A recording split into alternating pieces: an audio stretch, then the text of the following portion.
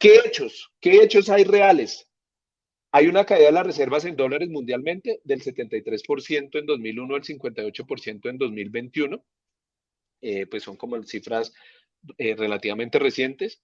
Hay una consolidación de mercados de criptomonedas y criptoactivos, que eso es realmente nuevo, eso es muy novedoso, y eso sí puede estar poniendo en entredicho, eh, al menos parcialmente, la, la, la situación del dólar.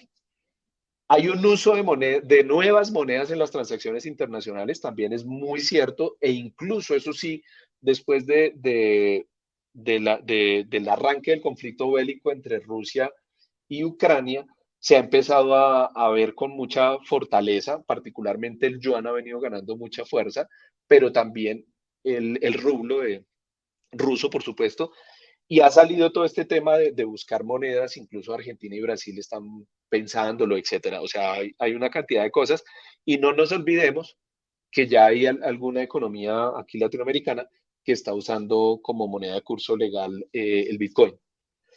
Hay un aumento de las reservas internacionales en oro importantísimo y ojo, porque es que dentro de la diversificación pareciera que los bancos centrales no están encontrando tantas posibilidades de activos de valor como el oro. Y por eso han regresado a eso. O sea, el oro no ha perdido esa esencia con la que nació hace siglos. Hay una debilidad del Estado y de algunas de sus instituciones. Esto es muy importante porque recordemos que la moneda fiduciaria responde, o las monedas fiduciarias responden a la fortaleza de los estados.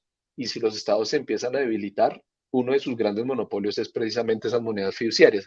Entonces tendrían dos posibilidades: o les toca adquirir, renunciar a ese monopolio, o ese monopolio lo manejan, pero con un activo de respaldo subyacente como podría ser el oro.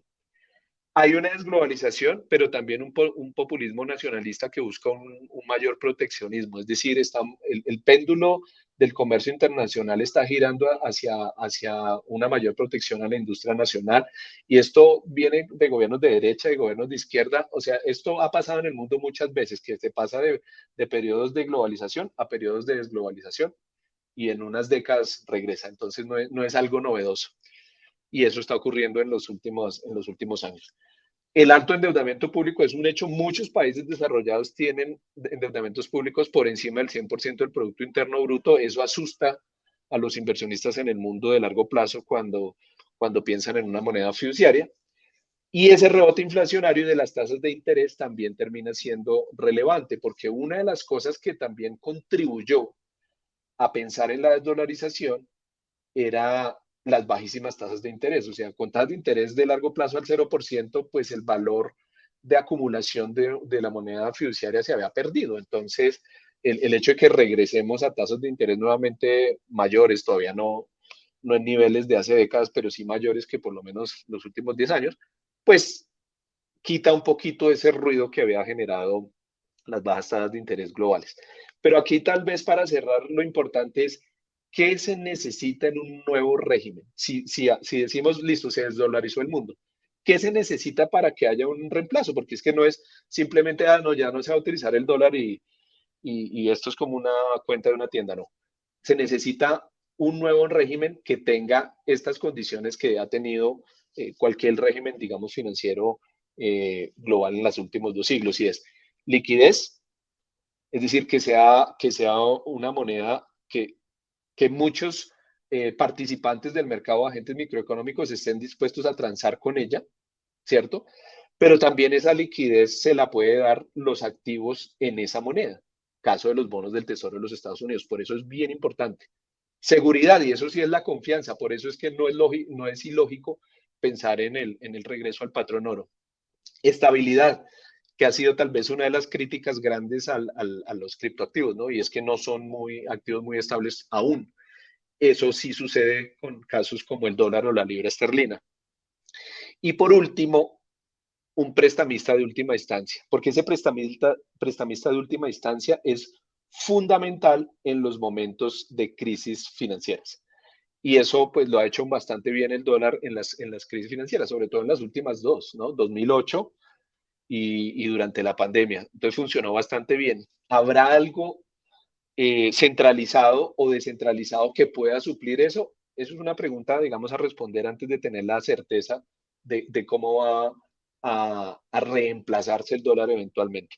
Entonces, yo creo que esos son como los puntos que quería de alguna manera mencionar. Aquí voy a pasar rápidamente eh, sobre algunos gráficos adicional al que ya les había compartido, y es, por ejemplo, aquí está las reservas en dólares como proporción de todas las reservas globales de los bancos centrales alrededor del mundo. Y aquí lo que les puedo decir es que los bancos centrales a diciembre del 2022 en total tenían algo así como 6.47 trillones de dólares en activos en dólares dentro de las reservas, de un total cercano a los 12 trillones de dólares de reservas en todo el mundo. Entonces, ¿eso qué significa? Esto está en porcentajes. En 1995, el 59% de las reservas en dólares de los bancos centrales del mundo estaba en dólares. Eso llegó a representar más del 70% a comienzos de este siglo. Y de allá para acá, prácticamente se ha venido observando una tendencia secular, es decir, de largo plazo, a la baja, pero todavía estamos en niveles del año 1995 y representa casi el 60% de las reservas. O sea que sí parece ser un proceso de desdolarización, pero es un proceso supremamente lento. Estamos hablando que pasar de 70 a 60%, un poquito más, ha tomado un periodo cercano a 20 años. Entonces no es un proceso rápido, independiente de que sea, pareciera evidente, pero ese es el punto. Y aquí un poquito, también mirando del artículo de Reuters de hoy, cómo ha cambiado la posición de deuda del gobierno de los Estados Unidos, es decir, cómo las tenencias de bonos del Tesoro americano han pasado desde enero del 2018, antes de la pandemia, hasta marzo del 2023, muy recientemente.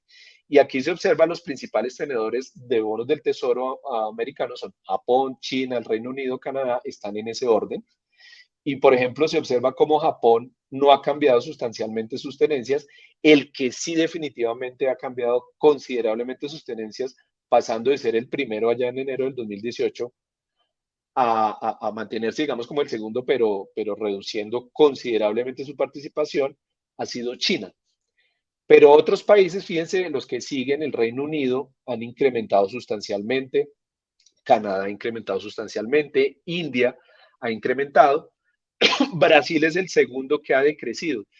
Y pues ahí vemos, ¿no? Los protagonistas de estos discursos, digamos, antidólar, que son precisamente países como Brasil, países como China, y son los que precisamente están liderando el bloque de los BRICS.